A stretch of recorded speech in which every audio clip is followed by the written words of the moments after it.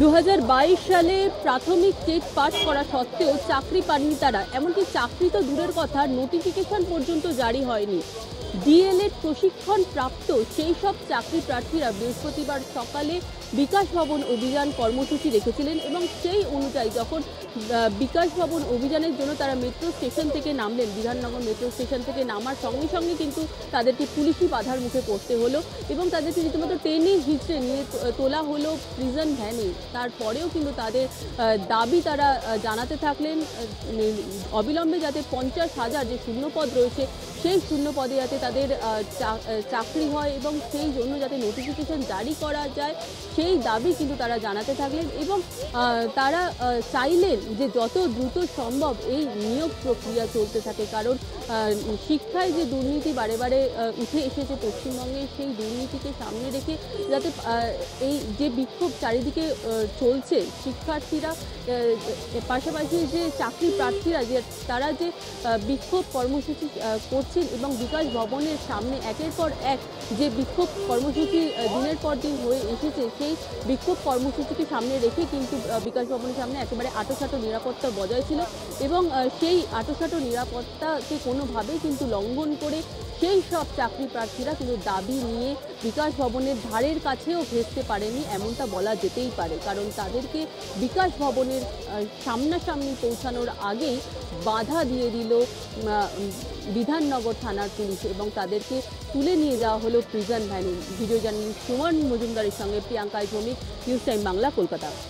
ঘটনা সল্টলেক মহিষবাতান এলাকায় 31 তারিখে রাত্রিবেলায় সুব্রত মাঝিকে ফোন করা হয় এবং তাকে বাইরে ডেকে পার্টি করবেন 31শে ডিসেম্বর জন্য, সেই জন্য তার বন্ধুরা তাকে ফোন করেন। এরপরে সুব্রত মাঝি তিনি বাড়ি থেকে বেরিয়ে এসে নিজের পাড়ার যে ক্লাব সেই পাড়া ক্লাবে আসেন। এরপরেই রাত্রিবেলায় খবর আসে তার পরিবারের কাছে কি সুব্রত মাঝিকে মারধর করা হয়েছে। এরপরে তার পরিবারের লোকজনরা নিয়ে যায় বিধাননগর মহকুমা হাসপাতালে 31 তারিখ রাত্রিবেলা এবং সেইখানে দেড় রাত পর্যন্ত তার চিকিৎসা চলে এবং তারপরে তারকে ফিরিয়ে নিয়ে আসা হয় বাড়িতে। এরপরে গভীর রাতেই তার ফের অসুস্থ হন সুব্রত মাঝি। তারপর তার পরিবারের লোকজনরা বিধাননগর হাসপাতালে নিয়ে গেছেন এবং সেইখান থেকে তাকে আরজিকর রেফার করা হয় এবং আরজিকর রেফার করার পর তারা মৃত বলে ঘোষণা করেন। এরপরে পরিবারের তরফ থেকে অর্থাৎ এই সুব্রত মাঝির পরিবারের তরফ থেকে অভিযোগ করা হয় ইলেকট্রনিক্স কমপ্লেক্স থানায় এবং এই বিধাননগর ইলেকট্রনিক্স কমপ্লেক্স থানায় অভিযোগ করার পর তদন্ত নামে ইলেকট্রনিক্স কমপ্লেক্স পুলিশ।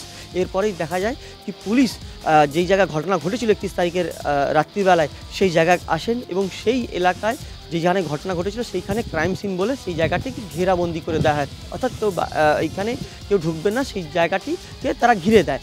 এরপরেই ঘিরে দেওয়ার পর পুলিশের তরফ থেকে তদন্ত করার পর জানতে পায়, পুলিশের তরফ থেকে জানানো হয় কি 3 জন 31শে ডিসেম্বরে ছিলেন যে 3 জন এই সুব্রত মাঝিকে মারধর করেছিলেন, যার মধ্যে একজনকে ইতিমধ্যে ইলেকট্রনিক্স কমপ্লেক্স থানা গ্রেপ্তার করেছে যার নাম সবুজ মিস্ত্রি এবং এই সবুজ মিস্ত্রিকে গ্রেপ্তার করার পর তাকে আজ বিধাননগর মহকুমা আদালতে পেশ করা হবে। এর পাশাপাশি আরও যারা পলাতক আছেন বা তাদেরকে এখনও পর্যন্ত গ্রেপ্তার করতে পারেননি তাদেরকেও খোঁজ চালাচ্ছে ইলেকট্রনিক্স কমপ্লেক্স পিএস থানা।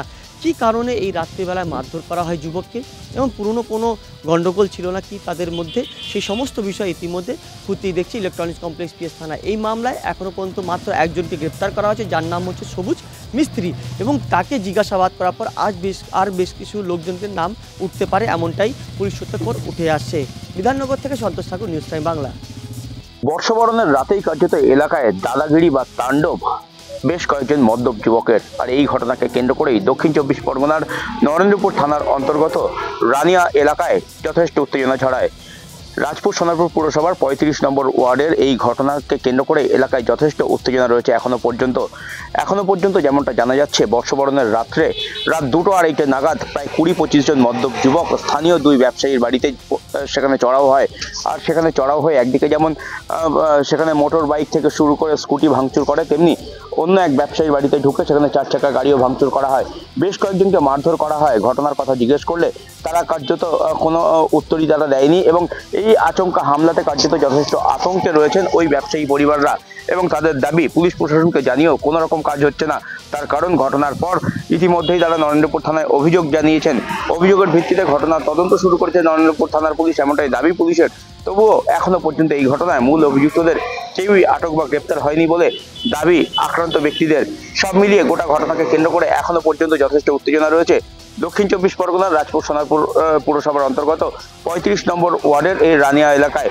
অন্যদিকে যেমনটা দাবি যে এই মদ্যপ যুবকরা বা যারা হামলা চালিয়েছে তারা সবাই তৃণমূল কংগ্রেস কর্মী, এই ঘটনার সাথে তৃণমূল কংগ্রেসের কোনো যোগ নেই, তেমনটাও দাবি করেছেন স্থানীয় পুরপিতা। এবং তার দাবি যে এই ঘটনার পেছনে কোনো রকম তৃণমূল কংগ্রেসের দলীয় কোনো কোন্দল নেই, কোনো গোষ্ঠী কোন্দল নেই বা তৃণমূল কংগ্রেসের কোনো হাত এই ঘটনার পেছনে নেই।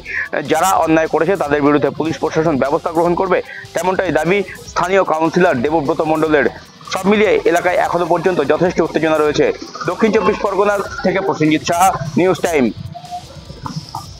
প্রাথমিকের শিক্ষক নিয়োগ দুর্নীতিতে ইডির মামলায় অন্যতম অভিযুক্ত কালীঘাটের কাকু ওরফে সুজয় কৃষ্ণ ভদ্র হাজির না হওয়ায় আবারও বেশ কিছুটা বিলম্বিত হলো চার্জ গঠন প্রক্রিয়া।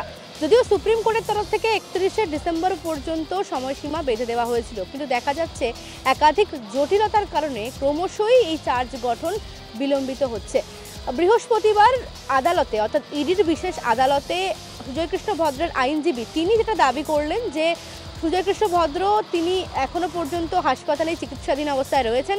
সল্টলেকের একটি বেসরকারি হাসপাতালে চিকিৎসা চলছে তার। সেক্ষেত্রে বেশ কিছু সমস্যা এখনো রয়ে গিয়েছে। হৃদযন্ত্রের সেভাবে কোনো সমস্যা পাওয়া না গেলেও একাধিক শারীরিক অসুস্থতা তার রয়েছে এবং সুজয় কৃষ্ণ ভদ্রের যে মেডিকেল রিপোর্ট অর্থাৎ যে মাল্টিডিসিপ্লিনারি মেডিকেল বোর্ড গঠন করা হয়েছে তারা যে রিপোর্ট দিয়েছেন সেই রিপোর্ট একদিকে যেমন প্রেসিডেন্সি জেল হাসপাতালের সুপার এবং তার পাশাপাশি প্রেসিডেন্সি সংশোধনাগারের কাছেও জমা দেওয়া হয়েছে এবং সেই রিপোর্টেই মূলত এগুলো উল্লেখ করা হচ্ছে যে হৃদযন্ত্রের সেরকম কোনো সমস্যা নেই, তবে একাধিক শারীরিক অসুস্থতা তার রয়েছে, পুরনো বেশ কিছু শারীরিক সমস্যা তার ছিল এবং সব মিলিয়ে তিনি আপাতত আদালতে হাজির হওয়ার মতো অবস্থায় একেবারেই নেই। এবং যেহেতু চার্জ গঠনের ক্ষেত্রে প্রত্যেক অভিযুক্তকে আদালতে উপস্থিত থাকতে হয়, সেই কারণে আগামী 6ই জানুয়ারি পর্যন্ত এই মামলা মুলতুবি করে দেওয়া হয়েছে, অর্থাৎ আবারও স্থগিত হয়ে গেল চার্জ গঠন প্রক্রিয়া। এবং বিচারক গত দিন এর আগে যেদিন শুনানি চলছিল তিনি কিন্তু মন্তব্য করেছিলেন যে তিনি সব রকমভাবে চেষ্টা করেছিলেন কিন্তু সবটা তার হাতে নেই, তিনি নিরুপায়। তিনি চেষ্টা করেছিলেন সময়ের মধ্যে চার্জ গঠন যাতে সম্পন্ন করা যায়, কিন্তু বিভিন্ন জটিলতার কারণে এই প্রক্রিয়াটি বারবার করে বিলম্বিত হচ্ছে। আবারও অন্যতম অভিযুক্ত সুজয় কৃষ্ণ ভদ্র তিনি হাজির না হওয়ায় চার্জ গঠন প্রক্রিয়া কার্যত বিষ বাও জলেই ঝুলে রইল। ক্যামেরায় তাপস ঘোষের সঙ্গে মৌমিতা মিত্র, নিউজ টাইম কলকাতা।